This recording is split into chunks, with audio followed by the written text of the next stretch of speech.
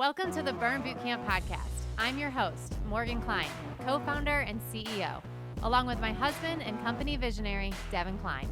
And together, with our amazing team, we are going to help you push past your limits, not just physically in our gyms, but right here, mentally, emotionally, and spiritually on the Burn Bootcamp podcast.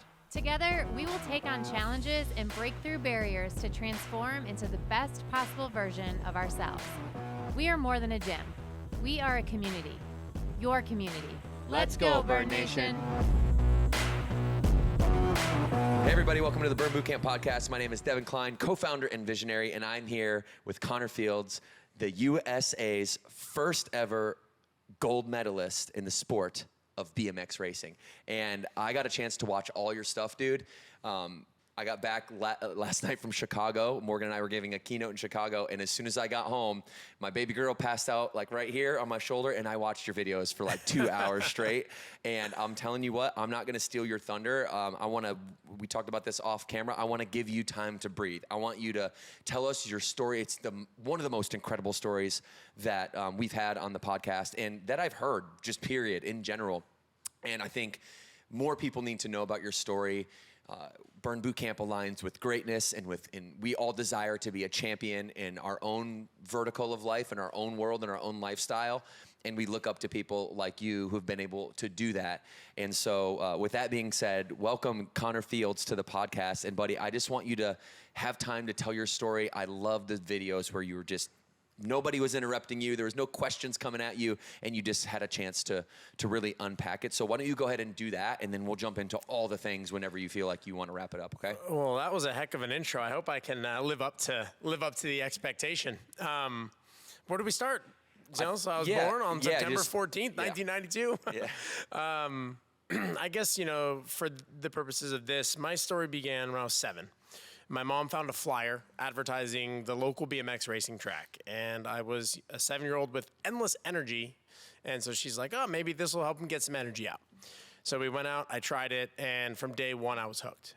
I continued to play other sports until I was 11 or 12, like every kid does, soccer, flag football, basketball. And it got to the point where I was having to miss games or miss practices because I wanted to go to the BMX races. My parents were a little hesitant because at this point in time, there wasn't really a mapped out future in the sport of BMX racing. It wasn't in the Olympics yet. There was no college scholarships. And my parents were like, well, he loves it and he's working hard at it, so we want to support him, but where's this going? But then everything changed. In 2005, the International Olympic Committee voted to include BMX racing into the Olympics. And it was kind of done because of the success that some of the action sports had in the Winter Games. So if you think back to like Shaun White and the success that snowboarding had in the Winter Games with bringing the younger generation, think back at this time, this is the X Games. Mm-hmm. This is the height of the X Games. Mm-hmm. And so there's all this new momentum of these action sports. So BMX racing was the first action sport added into the Summer Olympic Games. And in 2008, it made its debut. At that time, I was 15. I was a nationally ranked 15-year-old rider. I was good, but nobody would have had me circled at the top of the list that he was going to be the next big thing. And I watched the Olympic debut, and it was the coolest thing I'd ever seen. BMX on TV at the Olympics, all the glitz, all the glam. And I watched Team USA bring home 2 medals. We got a silver and a bronze in the men's, and then we got a bronze medal in the women's race. And at this time, I just thought this was the coolest thing I'd ever seen. So I went and I wrote on my wall in Sharpie that one day I would win the Olympics. I was grounded, for it. But my parents were like, you know what? He's not out causing trouble. He's not doing anything other than he's working out really hard and he's dedicating himself to a goal. And so my parents were like, all right, we'll let him keep the Sharpie once he's off grounding. Yeah. And at that point in time is kind of when everything shifted, and I just went after it with everything I had. And things started escalating way quicker than anybody could have anticipated. A combination of, I had some talent, natural talent, but I worked very hard, and I had great people around me, and I was able to get better much quicker to where I was able to qualify for the very next Olympics in 2012 at 19, and I was the youngest rider in our event. And, at this point in time, I was like the prodigy, the phenom. I was working really hard, but everything was coming really easy. And I got to the Olympics. I won the heats. I won the semifinals. I'm sitting in the starting line, number 1 seed in the final. The last thing the announcer says is, "My money's on Fields." And then I just completely freeze. Did you hear that in the moment? No, this is the NBC. Afterwards. Oh, okay. This is the NBC announcer. So if you go on YouTube and you watch the replay of the final, the last thing the announcer says is, "I'm going to put my money on Fields." The commentator. Okay, got it. And, I was the number 1 seed. For all intents and purposes at that race, I should have won. But, I'm a 19-year-old kid all of a sudden finding myself in this moment, and it all caught up to me. And then it's all over. And now I have to wait 4 years to maybe have a chance to get it right the second time. And that's really hard when you realize that 4 years of preparation and 4 years of buildup ultimately comes down to one day, but really it just comes down to that one moment and how you handle that moment and if you can execute under pressure. And so, the next 4 years was me trying to, step 1 was get over what happened. Step 2 was figure out why it happened. And step 3 was how do I fix it? And, there's no magic pill where it's like, and it's not like you can go practice and put yourself back in that situation because the Olympics only comes around every 4 years. Mm-hmm. And sure, you could do it at major events that happen annually, but it's not the same as the Olympics. I'm in one of those sports that really only matters one day every 4 years to the general public. Right. So your career is defined by how you perform. You can win every race other than the Olympics. Yeah. But I could tell you right now that I've won 8 UCI BMX World Cups, and nobody knows what that means. Right. But if I tell you I won the Olympics, everybody knows what that means. You're a hero. Right. Yeah. So in that 4 years was a whole lot of work trying to figure that out. And then I get to Olympic year. Things are going well. I'm on pace to make it again. I completely shatter my wrist. I was showing you earlier, the one I can't bend, on April 1st of that year. I remember that date specifically because I called my parents and family to tell them that I was flying home early from Europe because I just shattered my wrist. And they're like, "This is the worst April Fool's joke ever. It's not funny." I'm like, "I wish it was an April Fool's joke. It's legit." Flew home, had surgery, whole big thing. Almost wasn't going to even be named to the team. Only made the team on a discretionary nomination. The doctor told me, "Your wrist is still technically broken.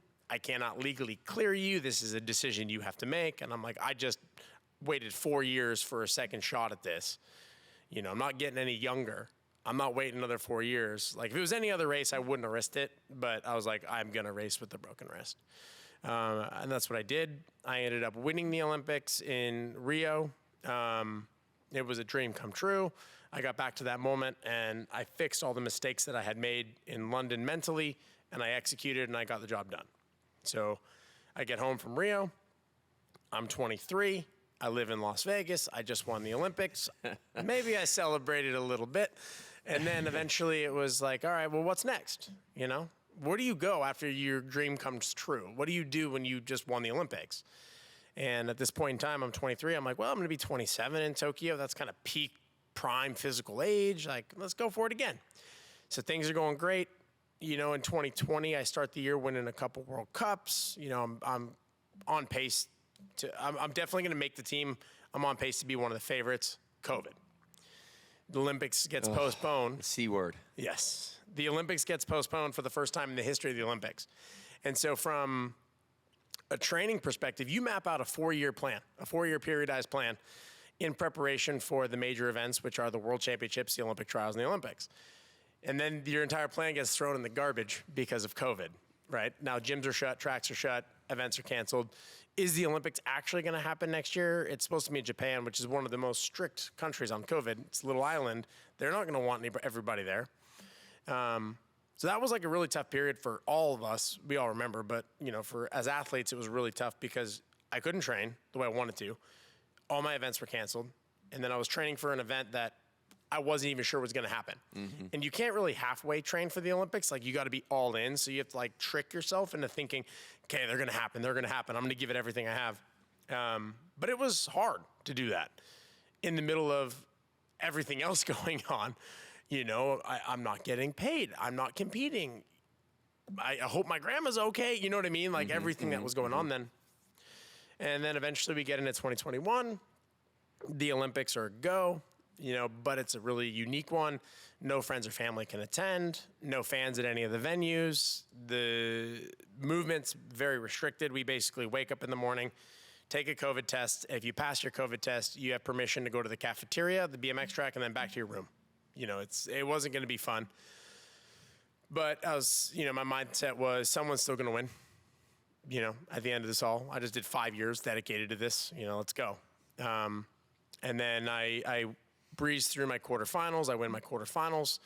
I'm going through the semifinals. Things are going really well. I'm number 1 seed. Everything's tracking nicely. And then in the final semifinal, which they're run over a best of 3. So in the final semifinal, I collided with another rider, and I went down in what would be one of the worst accidents in the history of the Olympic Games, where I broke ribs, collapsed a lung, tore ligaments in my shoulder, tore my bicep, and had 4 brain bleeds. I had injury to my frontal lobe, parietal lobe, corpus callosum, and brain stem. As I laid there on the track, I stopped breathing. They intubated me immediately, tried to stabilize me, and then eventually loaded me up onto a bodyboard and took me away in an ambulance. Oof. I saw the video. Yeah. Many times in my 2-hour deep dive last night.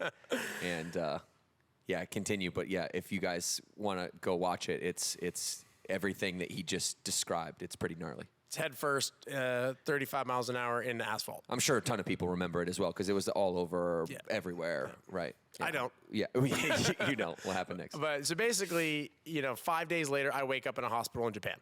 Nobody speaks English. We're in the middle of COVID, right? So I'm by myself. My phone is sitting next to me on the bedside table. I've got 500 messages.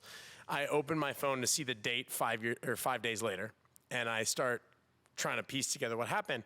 And then all of a sudden I see like every major news media outlet you could think of, NBC, Fox, CNN, BBC, like just you name it. There's an article about the Olympic BMXer who might die. That's what I wake up to. So then I start trying to figure out what happened, and I find the video and I watch the video. I'm like, oh, that doesn't look good. And then I start reaching out. And when I reach out to my parents, they immediately called Team USA, the doctors that were there, and somebody was sent to the hospital, now that I'm awake, to assess. And the most important thing when you wake up from a brain injury, they need somebody in there who knows you to see if you recognize them. And then they can also say, hey, his behavior is consistent with who he or she they are, or, they're being erratic. And so a friend of mine comes into the hospital, somebody I've known for, a decade. And I'm like, hey, what's up? And I'm woozy. I'm not normal, but I at least remembered him. And so that was like kind of the first sigh of relief. He's at least somewhat there. 5-6 days in intensive care in Japan, and I was cleared to fly home. And then when I flew home, I immediately went straight to mental rehabilitation, brain rehab, essentially. Same way, physically you tear your ACL, you go through a protocol to repair and strengthen your knee. They do the same thing with the brain. However, with the brain, it's not a bone where they can say, 6 to 8 weeks, you'll be okay. Or an ACL where they say, follow this script in between 4 to 6 months, you'll be back to normal. It's a whole bunch of, we don't know. We can tell you what we think might happen, but it's the brain, and there's so much unknown with the brain. And that was the scariest thing was, after about a month, I could tell that I wasn't normal. I could tell that I was struggling with certain things, but I wasn't sure if I was ever going to be okay. And so that was really, really hard. So then I just dove headfirst into that rehab, and I attacked that rehab just as hard as I attacked trying to win the Olympic gold medal that nearly killed me. And I started doing research and figuring out everything that I could possibly do to heal my brain. So I went to a hyperbaric chamber every single day for 6 months. My rehabilitation exercises, they told me to do it 3 times. I would do it 30. I did research on nutrition, and I eliminated certain things from my diet. I didn't drink for over a year, but I eliminated certain other things, and I increased other things because they could aid in brain recovery. And so I just went after it as much as I could. And then my reward, I graduated brain rehabilitation after about 6-7 months, and my reward from that was shoulder reconstruction surgery. Yes. Because they didn't want to have me go through another surgery when I was still dealing with my brain stuff. So then I had shoulder reconstruction, then went through that whole rehabilitation process. And then about a year after the Olympics, it was like, all right, well, you're cleared. The doctor basically said, I'm not going to tell you can't do anything. What I will tell you is you're not going to be able to withstand an impact the way that you could before. So think like a boxer at the end of their career. They get hit, they get knocked out easily. You know, what would have been a mild concussion before will now be more severe. But you're going to have to decide what risks you are willing and aren't willing to take. And so then I had this really challenging dilemma. I was 20 minutes from defending an Olympic gold medal, right? Not saying I would have won. There's no way of knowing, but I had a shot, right? I made the final from the ambulance. Oh, okay. Yeah. I still made it because I performed so well in the first 2 semifinals. Even though I crashed in the 3rd semifinal, I still made the final. Right.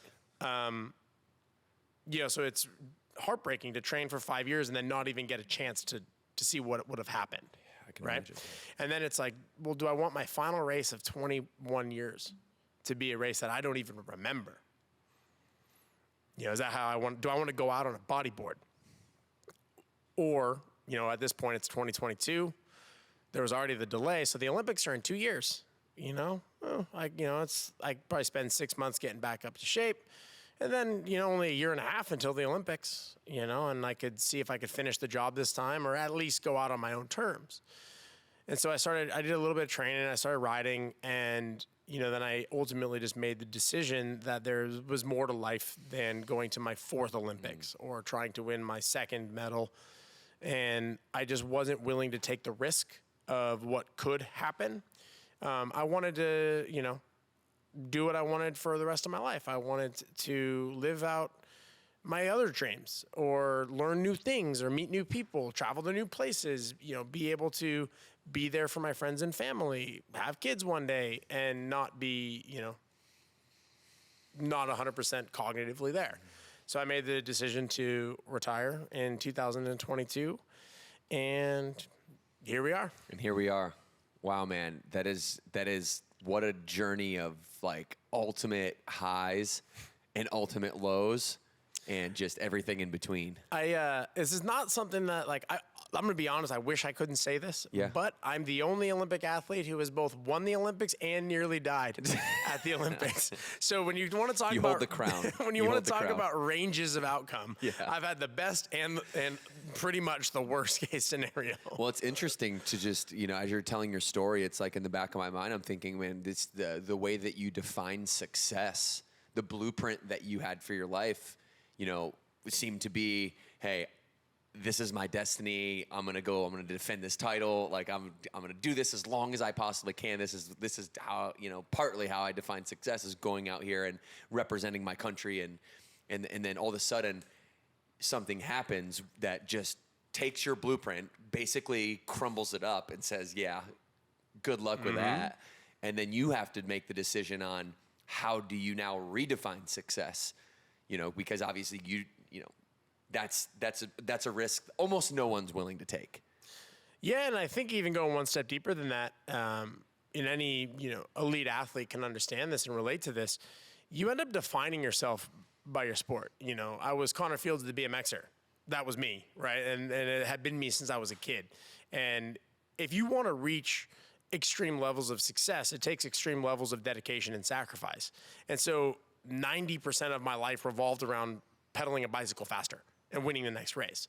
And then all of a sudden, in the blink of an eye, everything changes. And so you almost have to reinvent who you are a little bit. Or not even reinvent, but just figure out who that is. Who am I off the bike? Who am I away from my sport? And I always knew that that was going to happen at one point, right? Like as an athlete, when I was younger, I was around some of the older athletes and I watched my heroes retire and transition out of sport. So I was always aware that that was going to happen and I planned for it. I went to school, I got a degree. You know, I was always, you know, kept one eye on the future, knowing that that was going to come one day. But I wasn't necessarily ready yet, right? I was still at the peak of my game. Right. And then all of a sudden, bang, in the blink of an eye, everything changes. And that's a completely different set of challenges, right? It's not trying to win the next race or keep that young up-and-comer down, right? And stay the alpha. Now it's like, all right, well, what do I do when I wake up in the morning? What do I want to be when I grow up, right? And I tell people I got to delay that decision until I was 30, but I still had to make the decision at some point.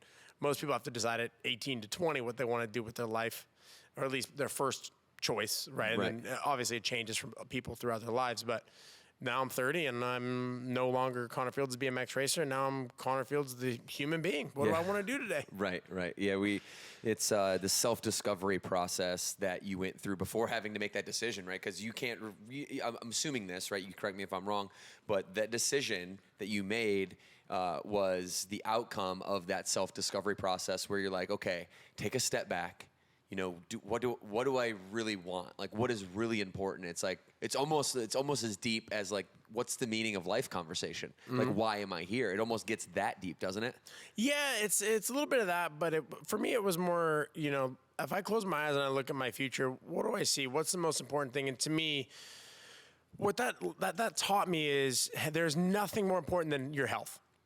And it's like when you're sick, right? When you're sick, all of a sudden you realize how much you miss feeling good, right? And then you feel good again after you get over being sick. You're like, wow, I feel great. I feel energized. I'm gonna go to the gym. I'm gonna do this. I'm gonna do all these things. Now, time's up by like 100 and wake up in the morning and, you know, one of the first exercises I was doing in rehabilitation was I was doing like 5th grade level riddles and word puzzles and things like that to, you know, try to get the brain working. Like, are you smarter together. than a 5th grader stuff? And I wasn't. Okay. And I would look at this thing and I would not be able to figure out, you know, what the answer to this riddle was, but I knew I should be able to figure it out, right? Or another exercise was they would give me 3 words, right? They would say, you know, red, weight, microphone. And then I would have to flip it around and give it to them backwards and say microphone, weight, red. But I couldn't do that. I couldn't loop them around. That frustrate you? 100%, because I knew I should. Does that scare you? Absolutely. And that was what I was saying. Like when they're like, I was like, am I going to be okay? And they're like, we don't know.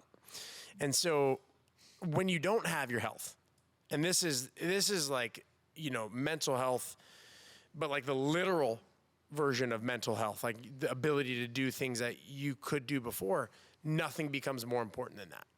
And so when I had to make that decision, ultimately it was like, I'm not willing to take the risk. I'm not willing to put myself back in that position. Now, if someone could have come down and said, we guarantee you will not ever get hurt again, I probably would have kept going to Paris. That way, the Paris Olympics this summer, that way I could close the chapter on my own terms. But if there was 0.01% chance that I was going to hit my head again, I'm out. And is that injury likely? Like, what's the rough general percentage of times where you a racer in a race would crash, hit their head in some, you know, probably nominal way? I'm sure there's crashes all the time, but they're not as intense as what you experienced. And what was the likelihood of that happening? I mean, I think back in my career, I turned professional in 2010, and I think I had 2 or 3 concussions before this. Okay. So it's likely, but also pretty infrequent. Every couple of years, you might ring your bell, right? But it was more of like a dazed, or, you know, a mild concussion, not a traumatic brain injury. And if you experienced that would have been existential in some type of, potentially at least. They couldn't tell me, right? So something that would have been light might have been much worse. Got it. And then also with everything, you know, coming out these days about CTE and everything like that, I'm like, I'm just not willing to take this risk. Right. So. Yeah. And there's a lot of NFL guys that are retiring early for that reason as well. Yeah. It's becoming a trend. I think it's an important trend because it shows us that, you know, people that traditionally has defined success as being the greatest alive at sport, there's more to it than that, right? There's more to it than, you know, I was a professional baseball player, minor leaguer, so there's more to life than making the big leagues, you know, and that's an important thing, and that's part of your story, and that's part of who you are, but it'll stay with me forever. Like, it'll stay with you. You're always going to be the U.S. Olympic gold medalist, always, but there's more to you than that. Yeah, and I think that also made my decision easier because I had achieved it. You already got it. Yeah, that makes sense. Yeah, that's probably helps. Like, had I gotten 4th at that games and I'd been so close, but I had never scratched the itch, then it probably would have been a lot harder. But it's a lot easier to tap out when you know, it's like, okay, well, I guess I'll just take 1 gold medal instead of 2. Yeah. You know, it's a little bit easier because I've done it. Right. Yeah. Easier pill to swallow. Yeah. Yeah. You still think you would have, if you had not won that gold medal, you still think you would have said, you know what? Yeah. Life's bigger. It would have been harder. Yeah. For sure. Harder, but still same outcome. I would have done it. Yeah. It's like, you know, the universal human needs. Like, there's certainty and there's uncertainty and there's connection and contribution and growth, right? Those 5 things, let's just say. And when you experience something like that, you go from this life of certainty to uncertainty, like dramatically, right? And like, what emotions do you correlate to having this moment where you're on the podium and they're playing, your country song and you have the flag on you and you're like, holy crap, I am living out my dreams real time and so certain of all of the decisions I made in the future. And this gold medal gives me a physical symbol of all the certainty that I can have in the future. Because I'll always carry this thing with me. Then you're going to go defend it, and bam, you go, and then it's uncertainty. You have no idea what's coming down the line. It's like emotions like stretching you from either end. Like, just zoom me into that time frame, that experience when you go from gold and you hit the deck and you wake up and you're missing 5 days of your life. Just kind of walk me through the emotions. I actually was watching something last night, and you said, you didn't mention this in your story today, but you mentioned that because you were in Japan and because COVID was rampant and everything was locked down, that your parents couldn't necessarily get to Tokyo. They couldn't come see you. Like, talk about maximum uncertainty. Like, you don't know what's going on. You're uncertain, and nobody around you that you love in your life can come and support you physically. Like, just talk to me a little bit about that. I think it would be important to unpack your brain there. Yeah, I mean, going back to the Tokyo thing, it's a bit depressing. I'm not trying to bring the mood down, but my parents watched at a watch party at a bar. They watched that crash. Ooh, okay. And all my friends and family were all there in Vegas watching, and bang, I hit the deck. And then they can't get any information. They only know a couple of people that are there. That's like the Team USA coaches, right? The Team USA coaches can't get any information because all they know is, he's stable, he's unconscious, he's in an ambulance. So they take me to the hospital, and it's just a whole waiting game, right? And they can't do anything other than just wait. And my father and then my mom too, but they were trying to figure out, can we get over there? Is this a special circumstance? He's had a head injury. We need to make sure he's okay. I am friends with Kurt Busch, and Kurt offered my parents, like, oh, you can take the plane. He's got a plane. And like, oh, you can take the plane. Like, get whatever it takes to get over there for your son. And it went all the way up the chain to the U.S. ambassador to Japan. And the conversation had to be had. My dad had to answer a phone call that said, we will not let you over there, but if he dies, you can escort his body home. Ooh. He had to have that conversation. Yeah, he told me like 6 months later, he told me that he had to have that conversation. How did he tell you felt about it? Like, did he describe it? Did he go describe it? I couldn't imagine the pain that they were in with the uncertainty, right? Knowing if their only child was going to, step 1, survive, step 2, be brain dead, or step 3, be altered forever, right? They had no idea. The guilt that my mom would have felt knowing she got me into this, right? Like, I couldn't imagine the pain I put them through, and I've apologized to them for it, but, all's well that ends well, right? Like, we're all okay now.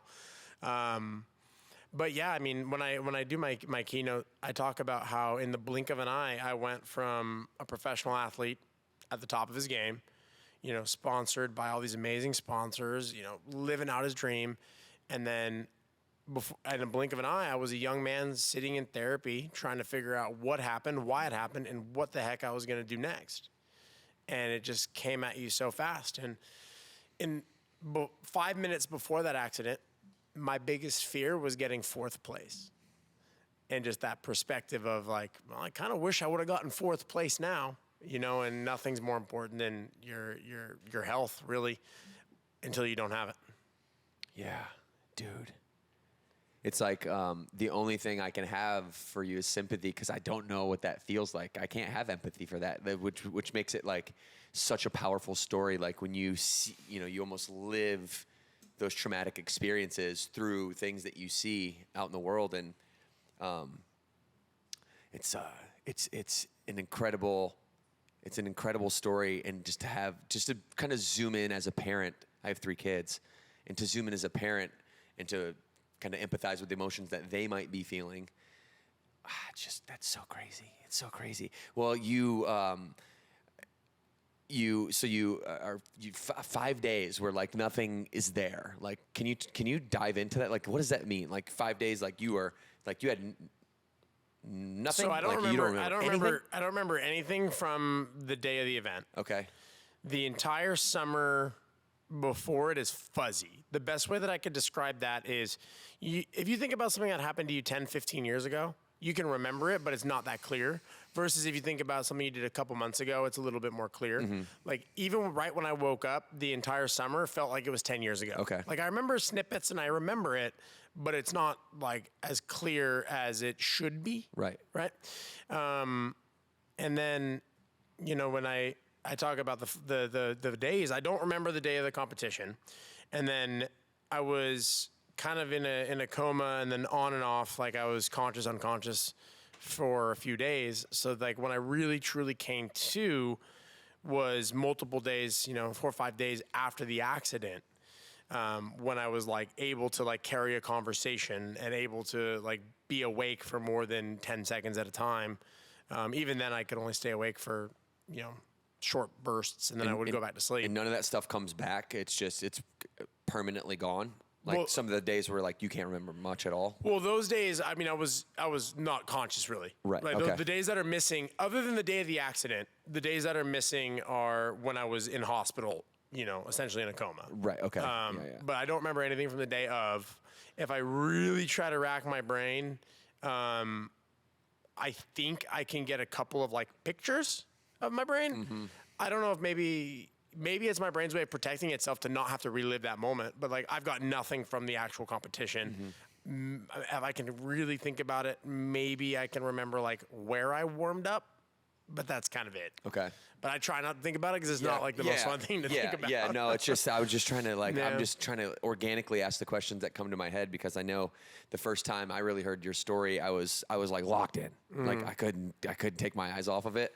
And I was like, oh, this is done. It's only 7 minutes. You got to tell me more. So I was like, when I get a chance to get you on the podcast, I was like, let's see if we can't go deeper. I have a question for you. So, you know, you come in, you're the #1 seed when you lose at 19, correct?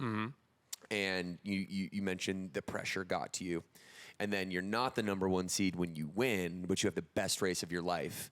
You know, you mentioned like experience in the first race might have been a factor. How much of it was belief? How much of it was just the approach? How much of it was the attitude that you brought? Like either, I don't know what the attitude is. You have to tell me, but like, was it an attitude like, I'm gonna freaking win this thing? Like there's no, I got this, like, and you're manifesting and you're visualizing and you're seeing the outcome happen before it even happens. You know, or are you just loose? And are you just like, you know what? I'm going to go out and the preparation's done. I've been training my butt off. Like, I'm going to go out here and I'm just going to let loose and have fun and just ride my ass off. Like, what was your approach? What was your attitude? And what was the contrast between 1 seed and losing and then not being 1 seed and winning? Yeah, so I guess, you know, in London, which was when I was young, and it's the one that I lost, when I did the work with the sports psychologist after that, what we kind of figured out was that as I worked towards that moment, I was always looking forward. I was always looking ahead, right? Everything I was doing in training was in preparation for that day. Everything that I was doing, all the races I was doing was in preparation for that day. And I think kind of to briefly summarize what we came up with was it's okay to go there, but you've got to come back. Like that's what's going to get you through the dog days of training. When we're doing double days, you know, when I don't remember what it feels like to feel my legs because I'm so sore. You know, when I'm sacrificing hanging out with friends or doing certain things because I'm dedicating to this goal, you can go there. You can close your eyes and daydream about winning the medal and being successful. But you've got to come back to the present. And I just continued that trend when I got there of thinking ahead. So as I went through the heats and through the qualifiers, I was continuing to think about the final. Then I got to the final, and there was nothing left to think about because I'm there. I'm in the moment. So instead of thinking about, you know, executing my start, my breathing points, my tactics, my strategies, what I was going to do to perform, I was thinking about how good it was going to feel to pull the medal on, what was for dinner, how crazy the party was going to be when I got home. I just continued that trend of looking forward instead of taking a deep breath and being present. And that was the mistake that we realized that I made. You know, the last thing that I said to my coach before the London final was, I'm going to win this.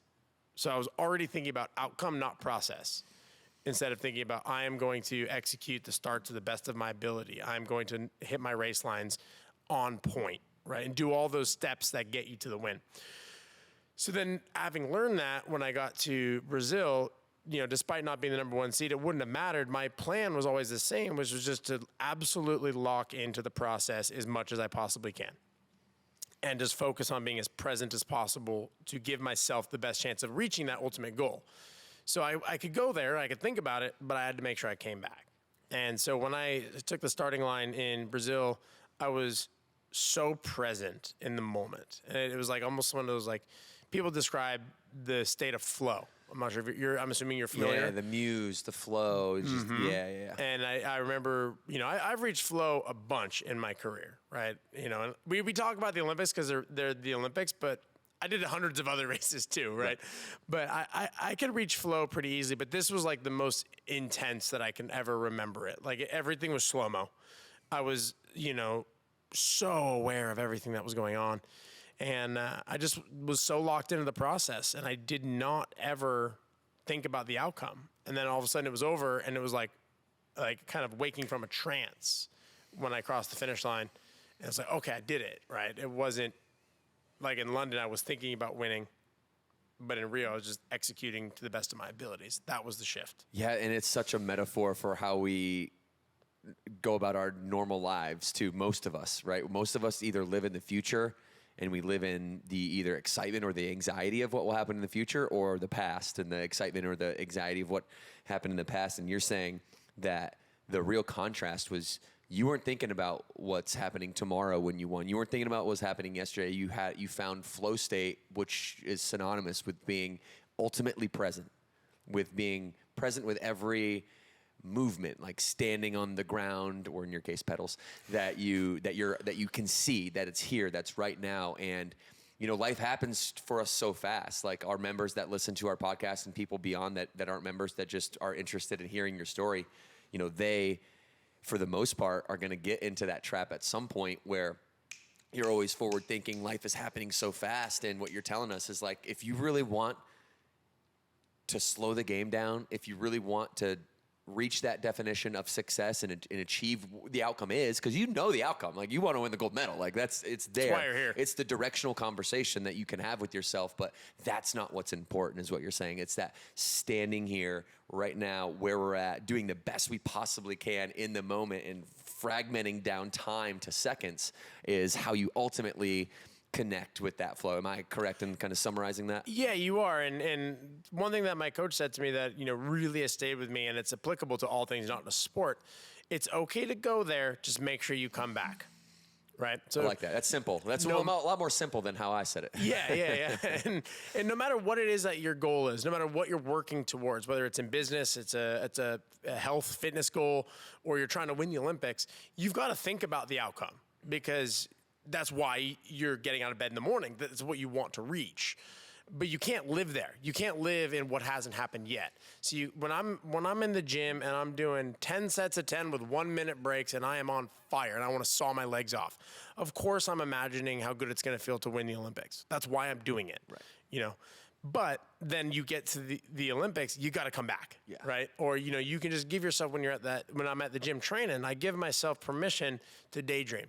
But then when I'm out of the gym, I'm going to come back to today, and I'm just going to be present. And it's a little bit like the psychological, I'm not sure if it's like the term, but the pink elephant effect. Do you know what that is?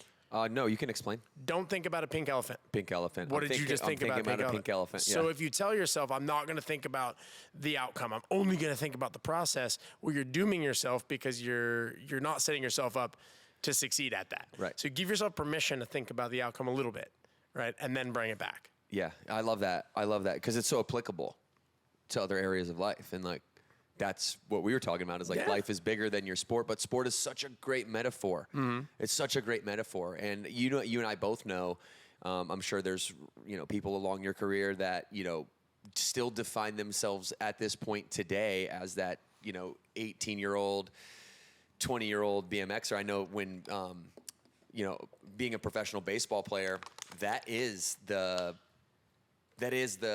identification. That's how we identify. And so when that void, when the sport goes away, there's this huge void to fill if you aren't conscious about filling it. Like, because we do need that outcome. We are goal driven. Like, and most people are. Most people maybe might be confused about what that goal, or unclear or foggy might be a better term, but we all want that thing. There's always some way that we define success. And so we can kind of talk about your training in how you define success in training when you're in sport, and then how you define success in your training when you're out of sport. You know, the ex-college athletes that are listening, which our organization is full of them. Especially, we have 2,000 trainers. Many of them were ex-college athletes, runners, sprinters, baseball player, every sport, BMXers. I'm sure we got some riders out there.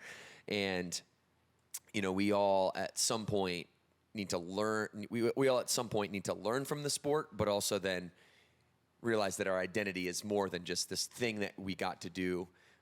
But also don't forget and bring the lessons that you learned from that along with you. So training, in sport, out of sport, it's a different perspective for you when it's a job versus when it isn't a job, right?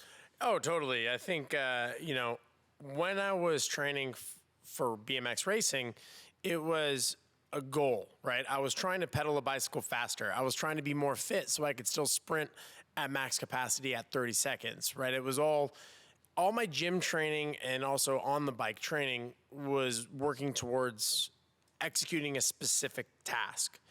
It wasn't for fun. It wasn't to look good. It wasn't to feel good. It was to perform. It was performance training. And some of it was fun. I loved it. It was absolutely getting after it. I was a sprinter, and no disrespect if people like to run long distances, but that's not for me. Mm-hmm. I want to go fast for short periods of time. Mm-hmm. So that I enjoyed it. And then as I transitioned out of it, I had to rediscover what I liked. Okay, now that I don't have that piece of paper to follow, and I don't have a periodized out plan of I'm going to be working this in this month, this in this month, and this in this month, what do I do now? And so I got to rediscover my love for fitness and physical activity in general when I had choices. And the world was, my oyster of do whatever you want. Yeah, and you enjoy it more, would you say? You enjoy the actual like the art of training your body. Do you enjoy it more now, or do you enjoy it more when you have that sport, when you have that goal, when you have that specific outcome in mind? I would say that I always like to have something I'm working towards because then it gives me some structure within my training, right? There was a period of time after retirement that I just freestyled. I'm like, I'm going to go to the gym today. What do I want to do? I'll do some upper body.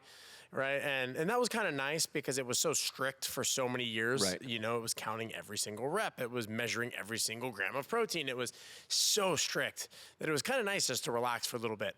But then it was like, all right, cool. What am I going to do at the gym? I'll do 3 sets of 10. And then I'd get to the third set. I'm like, I'm tired. I don't want to do this anymore. I worked hard my whole life. I'm done.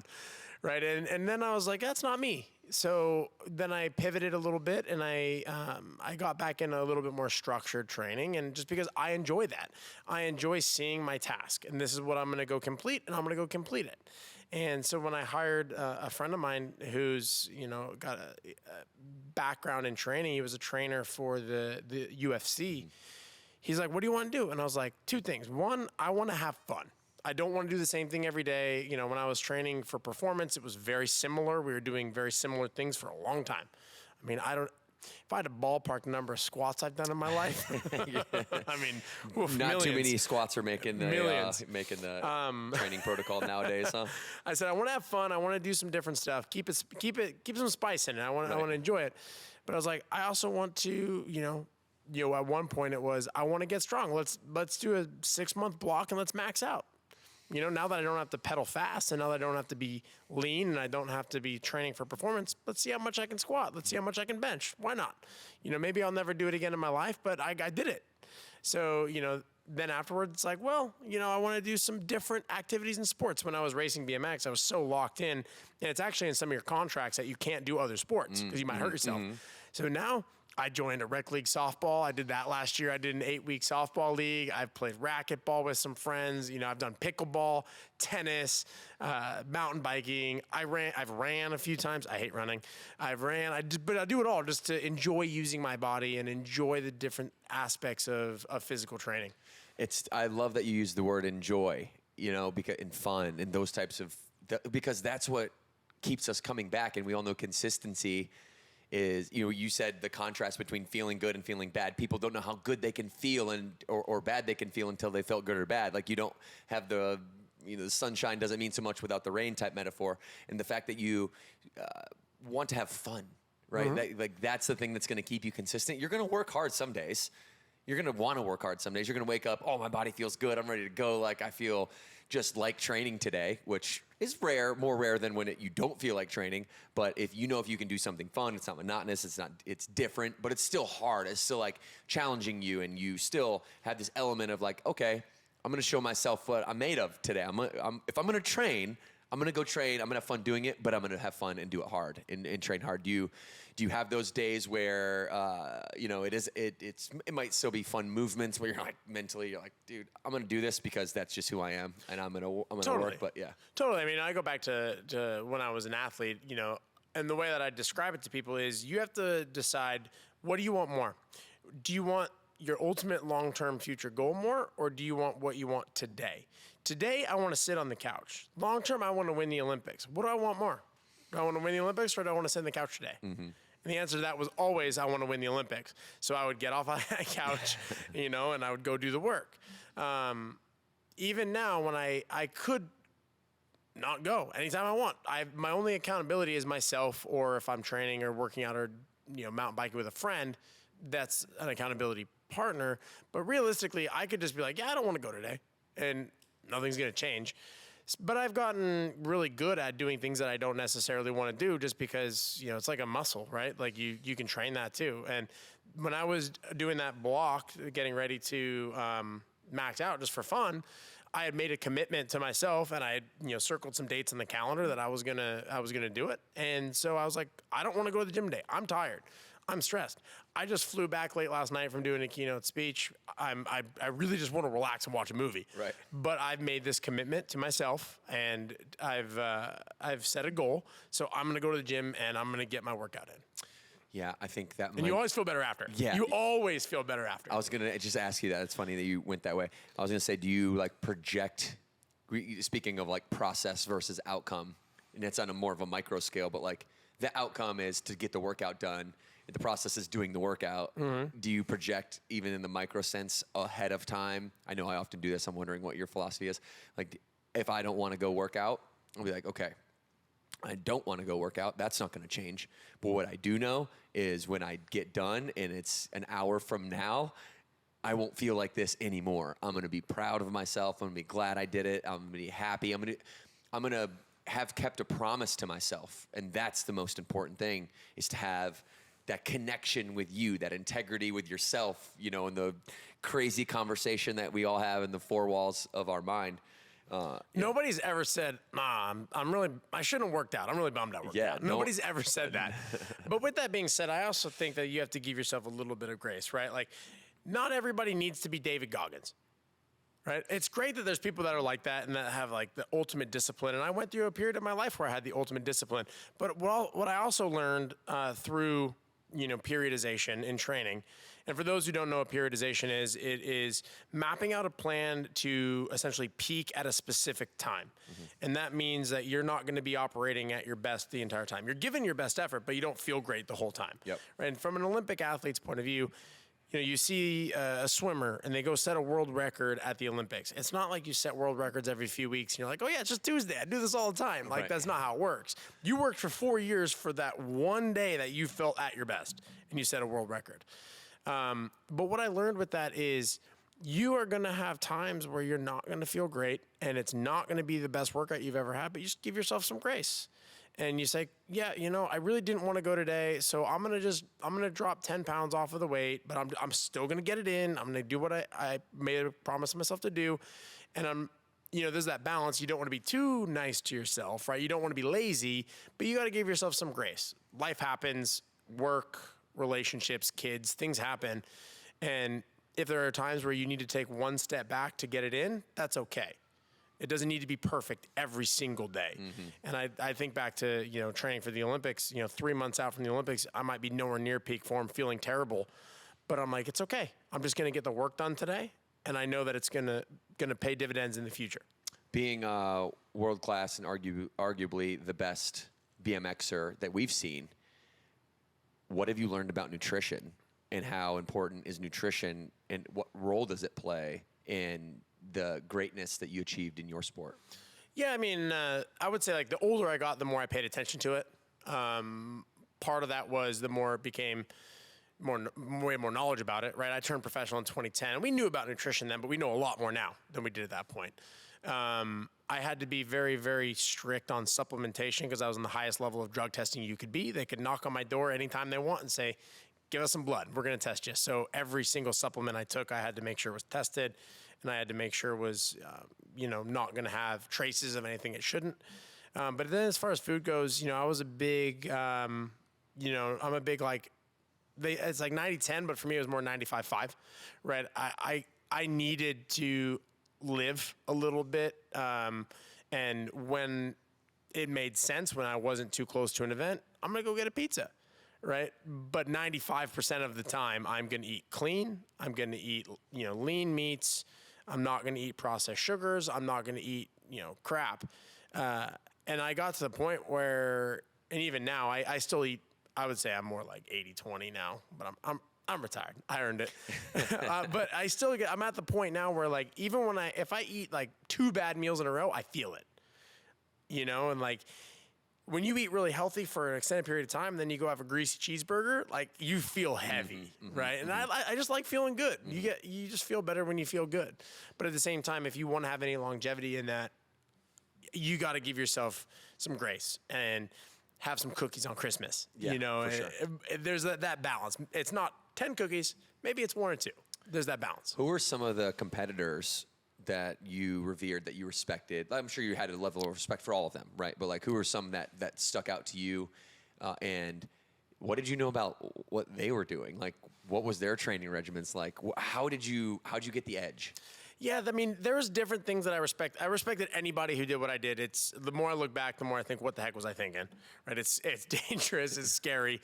It looks awesome though. It reminds me of my favorite video game as a kid. Do you know which one it is? I know it's motocross, but Excite Bike. Yeah. I know. Hopefully that's not like a bad joke in the inner circle of the BMX world. Like, no. That was my favorite game by far. It's fine. And it's on the Mario Kart games now too. BMX stands for bicycle motocross. Okay. It was invented by kids who would copy their favorite motorcycle racers on bicycles. Okay. That's how the sport was invented. Oh, really? Okay. Yes. That's interesting. Kids in Southern California making homemade dirt tracks out of bikes, copying their favorite motorcycle racers on TV. When was that? Well, like what 60s. year? 60s? Yep. Okay. That was how it started. So when you equate it to stuff on a motorcycle, totally fine. But then going back to what I respected anybody who does what we do. I respected different people for different reasons. Certain people, were able to overcome challenges like where they lived. Maybe they didn't live in a country where they had access to this, but they figured out a way to make it happen. Maybe somebody was physically, not, maybe they're short, and they figured out a way to work around that. There's always different things to respect about different people. This person's grit, he was, there's one guy that I specifically really respected.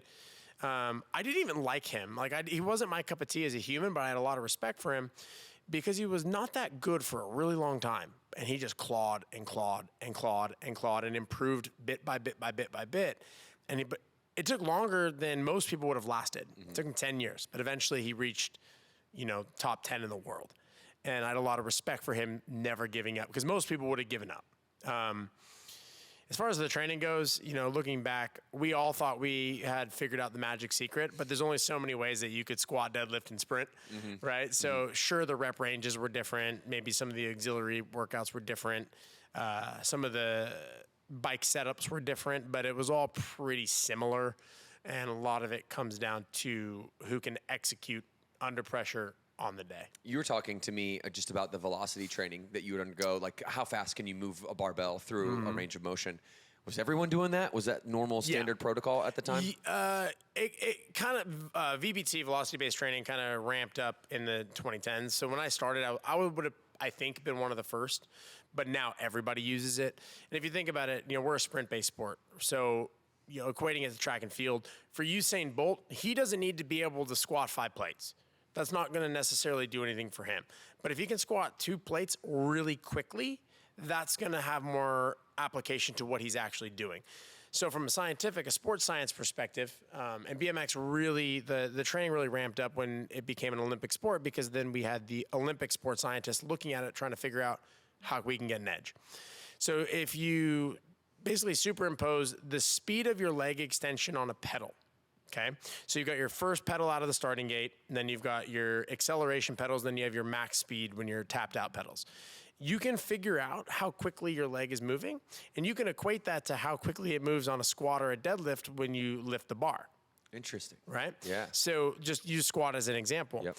If I want to go and I want to practice, or I want to do something that's going to be directly applicable to the start pedal, the first couple of pedals when you're building your momentum, that's going to be heavier. So that's going to be in the speed range of 0.3 to 0.5 meters per second, which is heavy. 0.2 usually is fail. So it's slightly above failing. It's 90% of your max mostly. But you're giving it everything you have. You're not just going up in a controlled manner, you're hammering it, right? And then if you want to work on your acceleration pedals, you might be hitting like 0.7 to 0.9 meters per second on a bar. So for me, with a max squat of 430, that would have been me doing like 320, like 3 plates. Right. But I was doing it pretty quickly. Right, and then So on the concentric motion or eccentric as well? Do you measure eccentric? Concentric. We don't measure eccentrics. Always would be slow and You're trying controlled. to stay safe and then get to the bottom of the squat and then explode up. Yes. Okay. Or if we're working our maximum speed, maybe it's going to be more plyometric based, and it's a jump, because when you're at a jump, your legs are moving at the speed it's going to be moving when you're maximal pedaling. So it's always, how is it applicable to what you're doing? Wow. Yeah, that's, it's so interesting. Yeah, go ahead. I was just going to say, as an example, I never did a leg extension. Okay. Because if you think about a pedal, you never extend your knee that way. Right. You're pushing. Right. So everything I would do would be a squat, a deadlift, a lunge, a Bulgarian split squat, a step up, things like that are going to be similar. I had no need to do a leg extension. Yeah, that makes sense. And so, being a student of the fitness game, I'm certified by NASM, and that's my favorite certification. I've had it forever because it has the optimal training performance model, OPT, optimal performance training model, that starts with adaptation and stability and muscular endurance, and moves into more hypertrophy and max strength, and then into power, and then into complex sets, coupling hypertrophy exercises or max strength exercises with power exercises, right? What I called complex sets, you said contrast. Yeah. Say whatever way you want to say it, you can find it different ways out there. But it means the same thing. And so if you looked at Burn Bootcamp, for example, if you looked at a scale from one-on-one sports performance specific training, what you were doing, you're like, literally there's an outcome, and everything that you do, you're going to eliminate exercises, even though that it might create an imbalance. You're going to eliminate that because it doesn't help you. That balance doesn't help you in achieving the sport. And it's like a battery. So I have if I start a day at 100%, I only have 100% battery to use. Right. So I'm going to figure out what the best use of that battery power is. So sure, I did almost nothing overhead because I ride a bicycle. It's all in the lower plane. So I'm not going to go do shoulder press, even though that part of my shoulder might be underdeveloped in comparison to other parts of my shoulder. And from a visual perspective, it might not look pretty. My energy is better used doing other things that are going to specifically help me pedal a bicycle faster. Oh, 100%. Now, there is a balance. You don't want to be, you see those memes of like the guys who, the cyclists who have huge legs and no upper body, right? You don't want to do that. There has to be some balance there. But as best as you can, you want to just focus your energy on the things that are going to help you the most. Yeah, I don't know about you. I'll get back to the range I was going to talk about in a second, but I don't know about you. But when I got done playing minor league baseball, all I did, dude, was internal, external rotations, high and low, push the walls out, raise the roof, all rotator cuff strength and safety stuff, range of motion. I didn't bench press since like bigger, faster, stronger program in high school when I was playing football.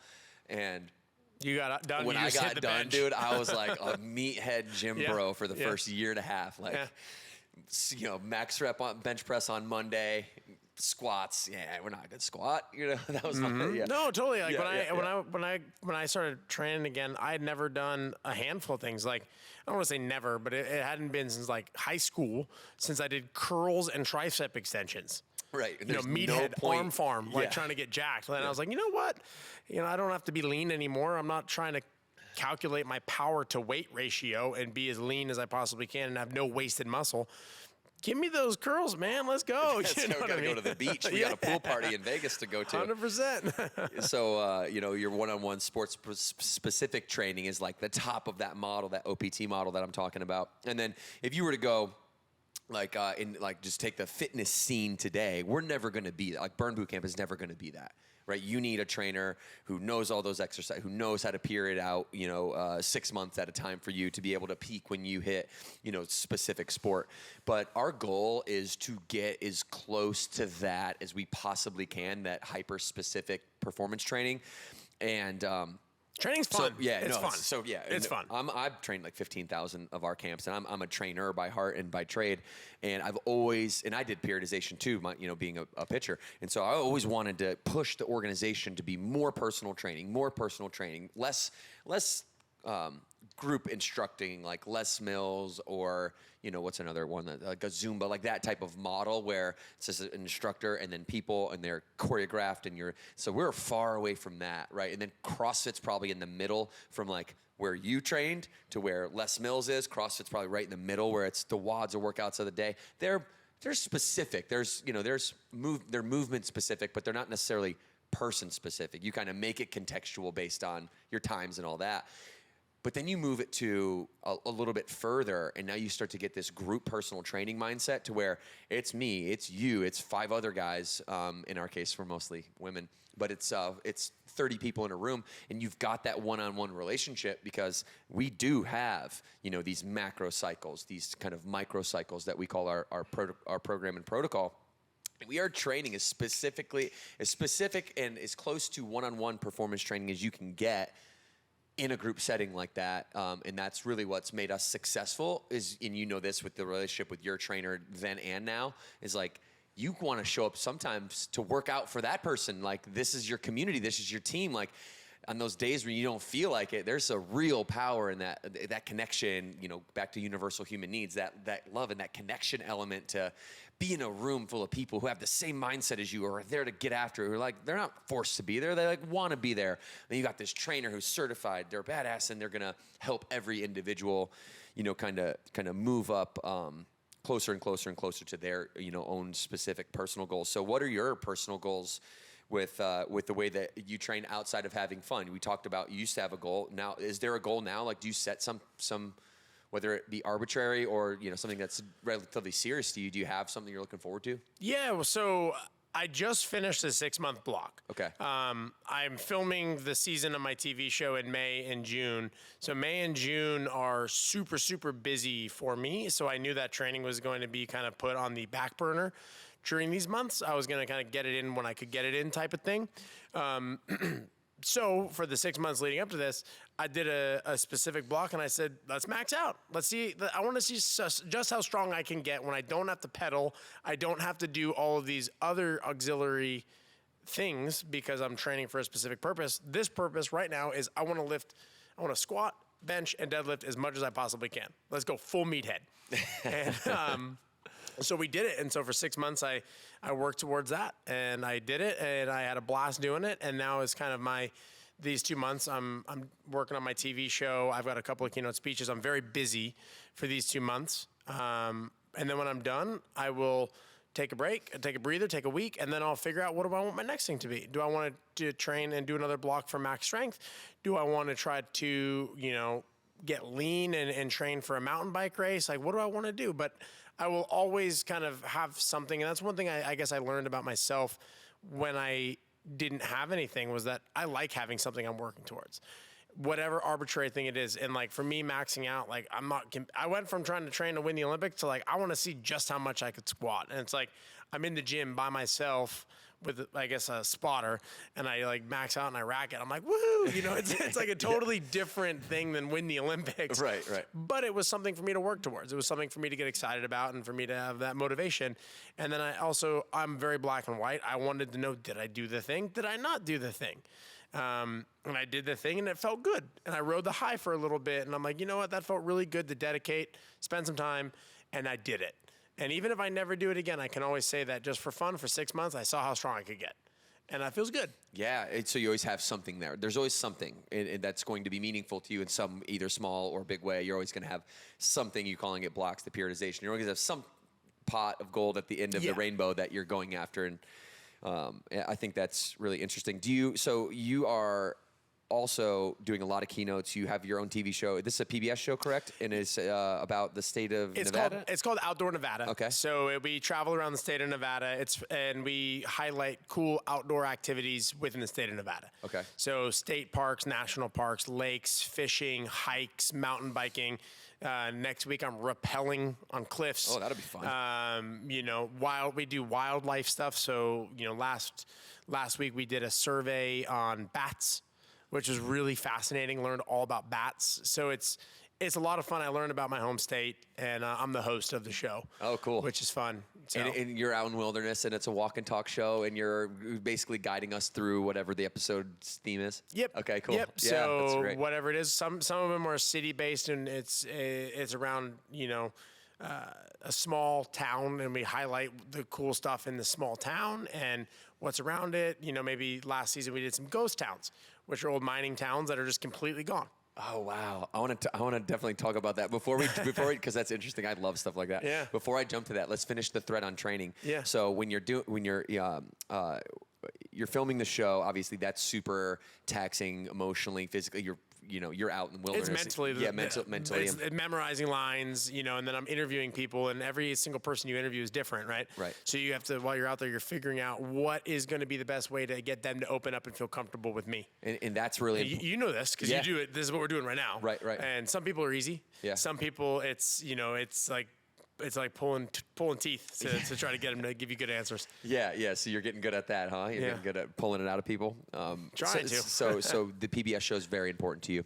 Yeah, it's fun. Yeah. The keynotes are very important to you. Yep. We can talk a little bit about that. But those two things seem to be the 2.0, 3.0, whatever chapter of life you want to call it. This is the next chapter of your life, and this is what it looks like. And do you correlate your training at all to making these things easier, more effective, more fun, do you consciously go into this periodization, the 6-month period where you're trying to max out? Do you have in the back of your mind any of these things, or is it just as simple as I just want to see how much I can deadlift? Both. Okay. So here's the thing. If I'm going to get up on stage and I'm going to talk about peak performance, and I'm going to go there with the goal of inspiring you, motivating you, giving you tangible takeaways to go and improve your performance at your profession, and I get up there and I am out of shape. Yeah. I immediately lose credibility. Or you don't have energy too. Like that would be the first thing I would look for, is like, this guy got energy? Right. Yeah. And I feel like there's no authenticity. Yeah. And if I get up there and it's like, this dude was very clearly working out this morning. Yeah. Right? He's energetic. He looks fit. He looks healthy. He's got his muscles have muscles like that. That's what I want. Right. Because then you have that immediate respect, and they're like, okay, well, he practices what he's preaching. Right. And then on the TV side, we do a ton of outdoor stuff. I'm doing 3, 4, 5 mile hikes. I rode horses last week. I'm riding mountain bikes. I'm going snorkeling. I'm kayaking. I'm doing all these physical activities, and I want to be able to do them to the best of my ability. And then being 100% honest, I want to look good on camera. And there's no shame in saying that. A lot of people go to the gym and they think that they can't say, like, I want to look good. I'm here for the fitness benefits. Like, sure, yes, but there's nothing wrong with saying you want to look good. Yeah. And so when I'm doing the show, and hey, it's Connor Fields. Welcome to Outdoor Nevada. I want to look good. Right. And so, well, that gives you confidence, right? Yeah. I mean, that's what it's all about. Is to me, it's like, the undertone of all this is like, you have confidence to stand on the stage and say, hey, I'm here to. I was hired to do a job, and that's to motivate and inspire you, and I cannot transfer the energy to you that I don't possess within myself, and therefore I need you to see intrinsically that I am energized, Yep. and that I am enthusiastic, and I'm all the things already that I'm asking you to be. totally. You're gonna get this because you're a professional athlete as well. I have a piece of my keynote where I talk about how when you're a professional athlete, you're on the clock 24/7, 365. Every decision matters, right? You can, after practice, go get a cheeseburger, fries, and a milkshake if you want, but that's going to affect your recovery, and therefore your energy levels at tomorrow's practice, right? Not like sometimes where people are off work and they think, I'll just go do whatever I want, 9 to 5, that's what matters. When you're an athlete, it's not like that. Right. Friday night, you go out, you go have a few drinks, stay out late. You've now messed up your sleep cycle, your recovery, your energy levels, practice for days. And I talk about how it doesn't matter who you are, it doesn't matter what you do and what goal you've set for yourself. Every decision that you make matters. And they all can either help you or hurt you as you work to achieve that goal. And if I get up there on stage and I say that, and I'm not fit, I lose all credibility. Yeah, no, yeah, that's and you don't want that, because we both know that your future keynotes are coming from the people that were enamored or influenced by the message that you gave, and they're going to go tell their friends who own a business or a conference, or they're going to tell them about you. They're either going to they'll do one of two things, at least from my experience and being owner of 401 gyms, like you see your members do this for you in the community. They either they're gonna shout it from the rooftops like so loud, and they'll get mad at their best friend if they don't like come to the gym, and right? They'll be like, dude, are you serious? Like, this thing is so great and you're not gonna like do it with me? Or like, what the hell are you thinking? Or usually they're just not gonna talk about it at all.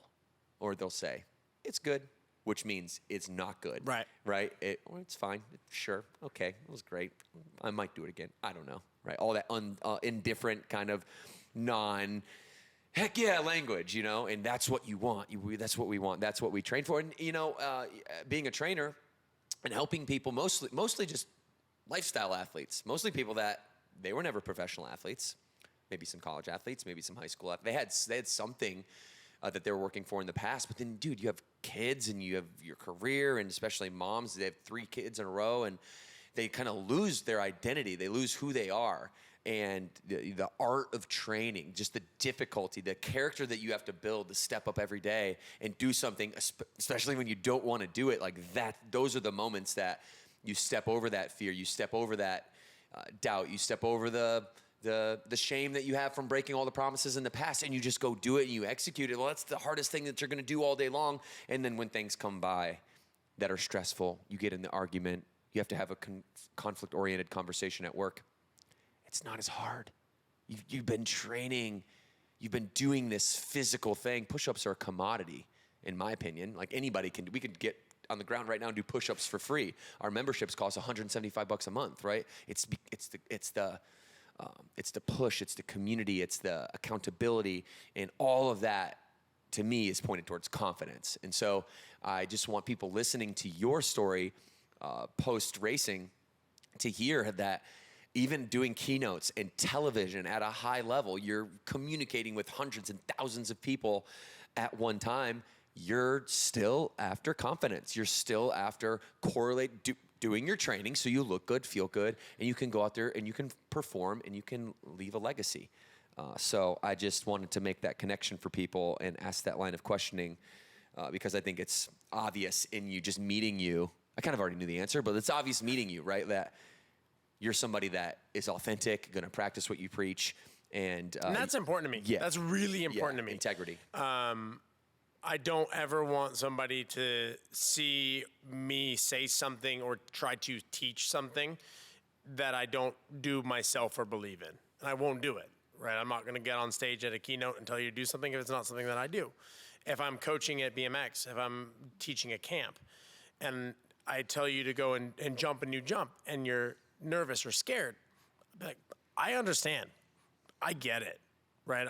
Nobody's making you do it. If you're comfortable, do it. I believe you can, but you do it, right? I got to be as authentic as possible. And there's just something, I think people are pretty smart and they can tell when somebody's not being authentic.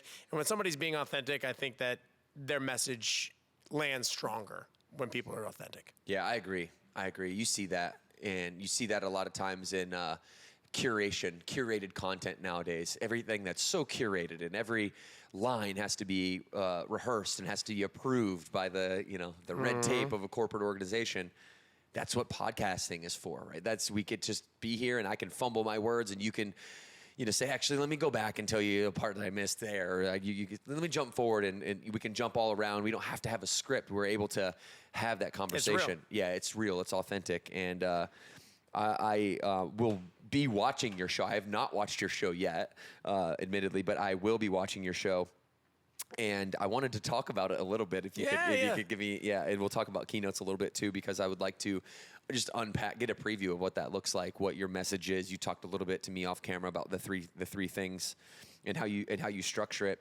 But you're just a motivating dude, and there's we've got high achievers on this podcast in our membership. We all kind of share that. We all want to be a part of that championship team. We want people around us that hold us accountable, that also hold themselves accountable. And so we can talk about keynote too, and maybe somebody out there is like, you know what, I might have Connor come in and teach my people a thing or two. Let's keep going here a little bit more. I got a couple more things, and then we'll get you out of here. You're in Rock Hill this weekend, right? Yeah, the BMX World Championships are in Rock Hill, South Carolina this weekend. And it's the last major event before the Olympics.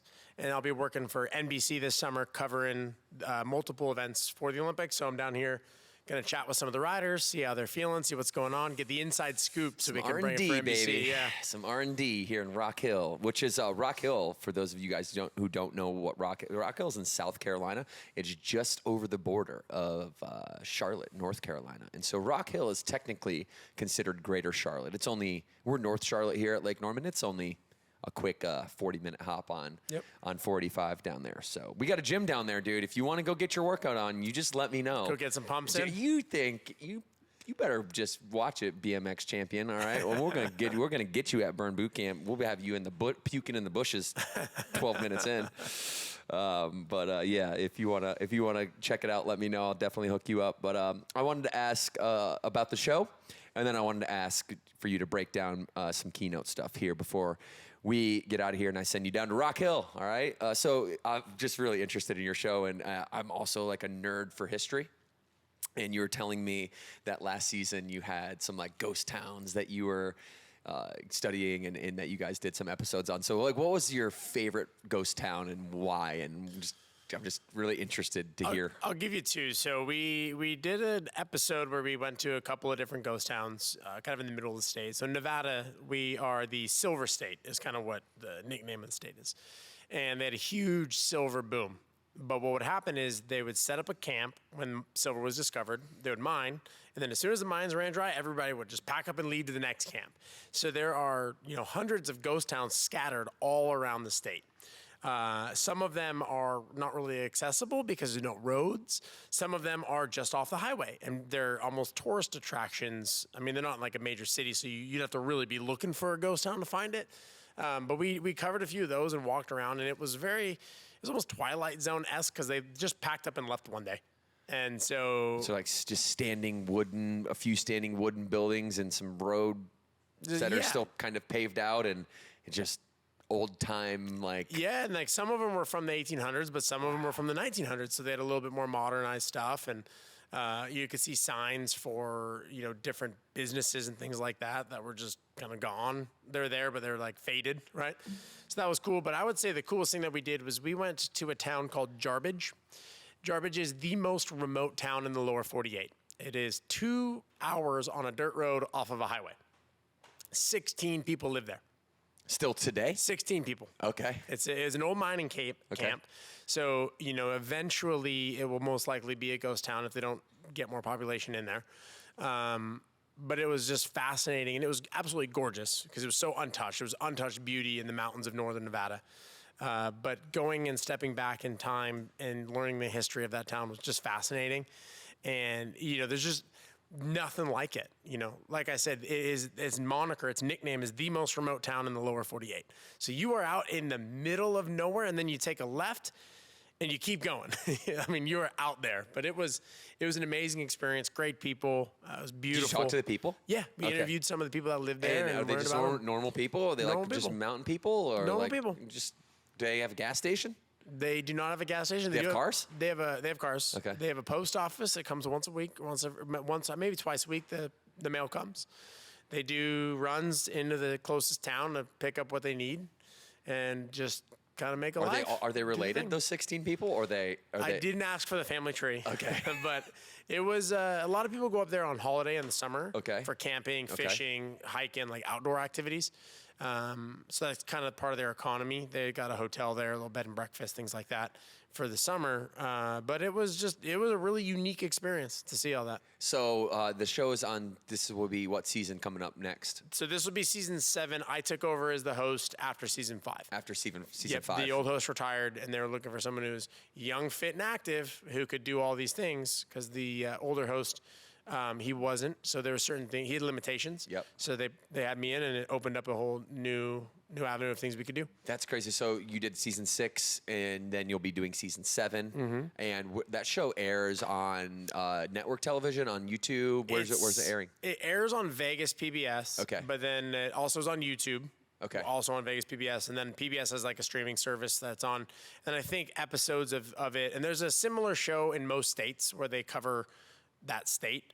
The nationwide PBS will kind of cycle through different states, so occasionally it'll be on there. Wow, that's incredible. Now for another 2 hours, I'm going to go dive into to the last season. Check out the Garbage episode if you watch an episode. Yeah. Okay. Yeah. No, I definitely will do that. That's fascinating to me. It's fascinating to me how you could live in Garbage with 16 people, and then your account of them is like, they're normal. Like, there's normal people. Like you would envision that they're like mountain people with like beards and like live in caves, but they don't. No, there's normal. That's wild. Yeah. And how do they end up there? I assume it's familial, right? Like they were born there. Their family was miners there back when it was a mining town, and they just stayed there. Wow.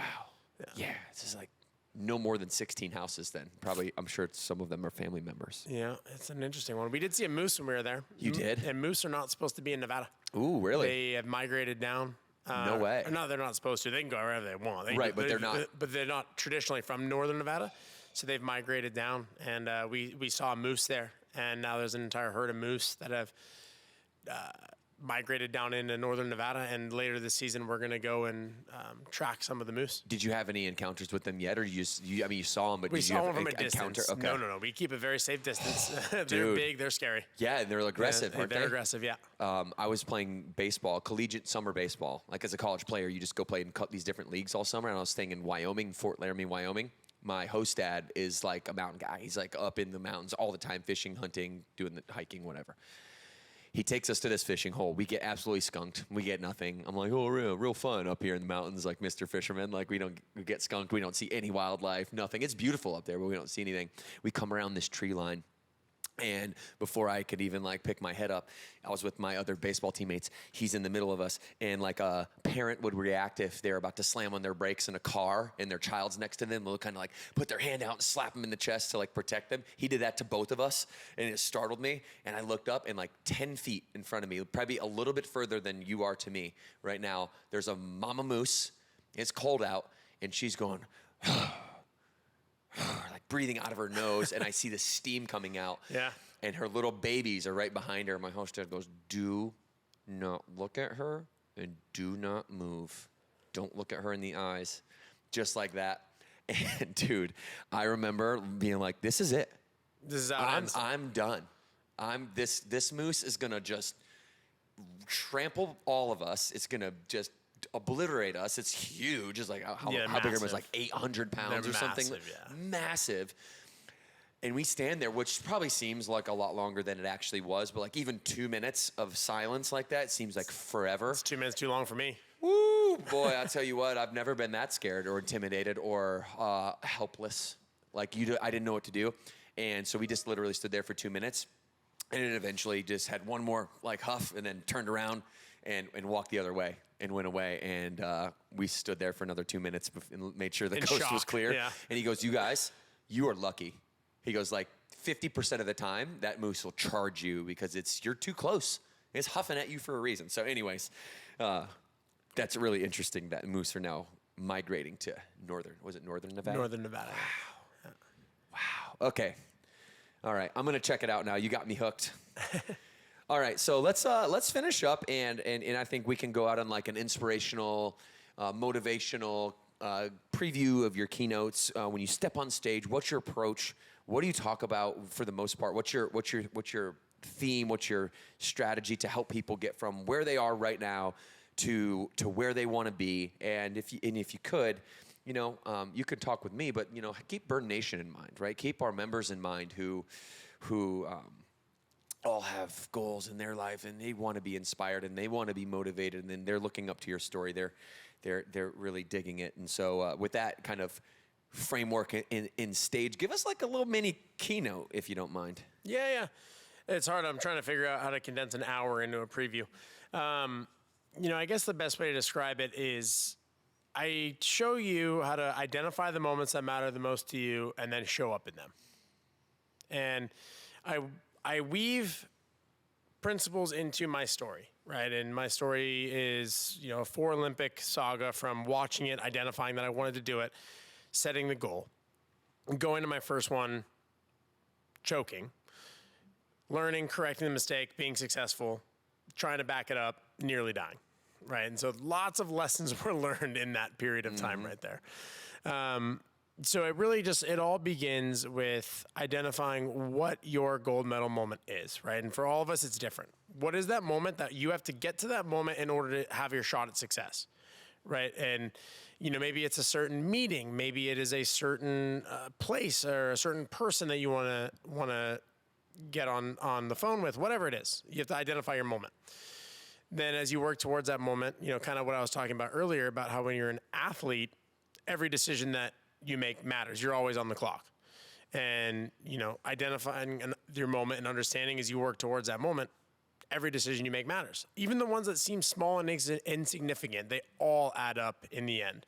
You're either putting a deposit in the good side, this is going to help me, or you're putting a deposit in the this is not going to help me side. Right? But I also kind of talk about how deprivation is not always optimization. I ate some pizzas. I went out on some Friday nights, but I was very intentional about when. It was at the end of the season. It was when there wasn't anything coming up. And so it's allowing people to understand that peak performance doesn't mean that you have to deprive yourself of a life. And then I break down periodization. And periodization looks different for everybody. For a salesperson, periodization might be, one period of time they're getting to know their product forward and backwards. They know their product inside and out. The next period of time, they might be really honing their pitch, dialing their pitch in. The final period might be understanding their client and learning everything they possibly can about their clients. Then you've done all your periods, you pull it all together, and you're ready to go, right? Whereas an athlete, it was, this period of time we're in the gym getting strong. This period of time we're working on our fitness. This period of time we're working on our technique. Now we're going to pull it all together. So those are really kind of the 3 main things that you can do to reach that moment. You got to know what it is, understand as you work towards it, every decision matters, and periodize out a plan to be ready for it when you get there. And then I talk about, when I get to Rio, I talk about what to do in that moment to give yourself the best chance of success. And I gave you a little bit of it earlier, just being present. You could go there, but come back, planting your feet and not thinking ahead and being present, being in the moment. And there's some other little techniques and strategies in there, but I can't give you everything. I just got to give you the preview. But then when it comes to Tokyo, it takes a plot twist, right? And then it really comes into mental health. And, I'd be lying if I said that I didn't have some mental health struggles of why did this happen to me? This isn't fair. I don't deserve this. And just talking about some mental health stuff and encouraging people to reach out and ask for help. And if you need it. And that, needing mental health support doesn't make you weak. So, one thing that I talk about, and you'll relate to this, I think the term sports psychologist is funny. Because when you're in there, that psychologist is 9 times out of 10, they're not an expert in your sport. You're not in there talking about technique, strategy. You're not talking about the X's and the O's. You're talking about life, fears, anxieties, what you have going on. But athletes, we tend to have an ego. So we think that if we put the word sport in front of psychologist, it doesn't make us look weak.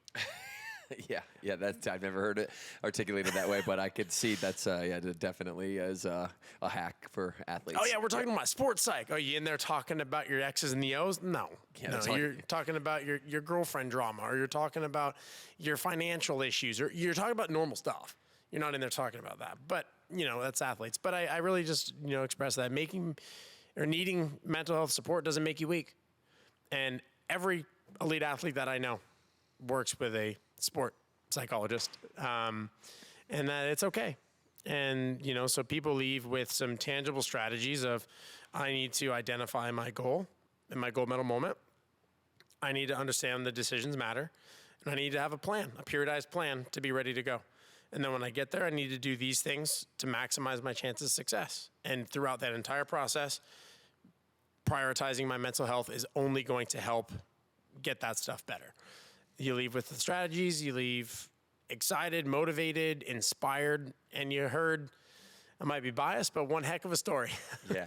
No, you definitely aren't, man. Your story is incredible, and it takes a lot of vulnerability to share it, especially, I was an athlete too. You're exactly right.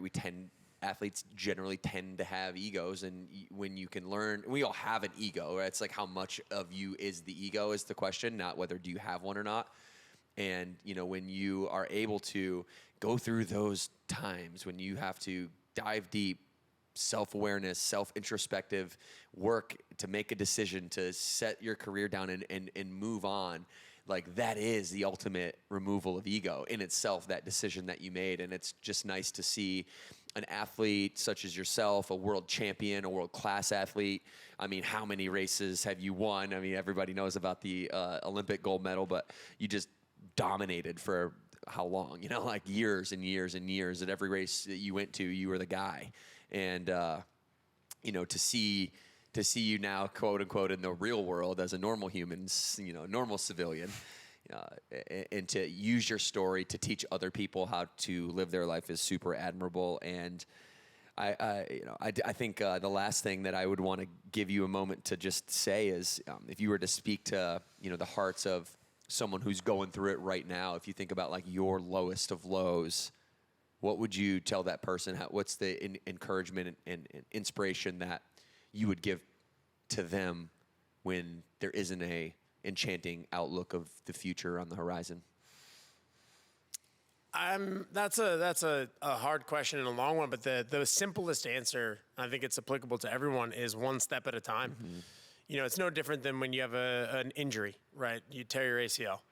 First step is getting your quad to fire. Then your range of motion, and then you can walk, and then you can run, and then eventually you can cut, and eventually after 6-8 months, whatever it is, your ACL's better. And your mental health is the same thing. You're going through it, whatever it may be, relationship, work, family stuff, whatever it is. It's just one step at a time, and figure out what those steps are for you, and just do that one step at a time. And I was actually an athlete that I coach. He was stressed out because he was looking into the future at this major event, right? And he was thinking about how he has to perform this major event. And the analogy that I used that helped him understand it, and I just kind of came up with this on the fly, but I liked it, was you're trying to eat the entire pizza at once. Think of each week as a slice of pizza and each day as a bite. Eat the pizza one bite at a time. You don't need to eat the entire pizza at once. Just take a bite. Mm-hmm. And, and then this week is your slice. And then before you know it, you've strung together a few slices of pizza and you've ate the whole pizza. The irony is not lost on me. We're at a fitness podcast talking about eating an entire pizza. We like pizza. But, gluten-free, cauliflower crust. Extra vegetables, yeah. But, that from an analogy point of view, if you're going through it and it's hard, just take a bite. Just one step at a time. You don't need to try to fix everything today. One small win at a time. Yep. Connor Fields, man. 3-time Olympian, U.S. gold medalist, BMX champion, dude. So nice to meet you. Appreciate it. Thank you for being here. Bird Nation, you got to follow this guy, okay? And you got to keep up with it. He's got energy. You're going to have to keep your energy up because he's flying all around the world, inspiring people. What's the best place that they can keep in touch with you, send you a message of gratitude, appreciation that you would prefer that you'd most likely be able to see it? All my social media is the same. It's at ConnorFields11, Facebook, Twitter, Instagram, all that stuff. But Instagram is probably the easiest place to get a hold of me, or my website, ConnorFields.com. More information on there as well as a contact form. All right, Connor, are you ready for this? We're going to do it like we always do. 2 claps on 2. 1, 2. Let's go. He got it. He nailed it. Good job, buddy.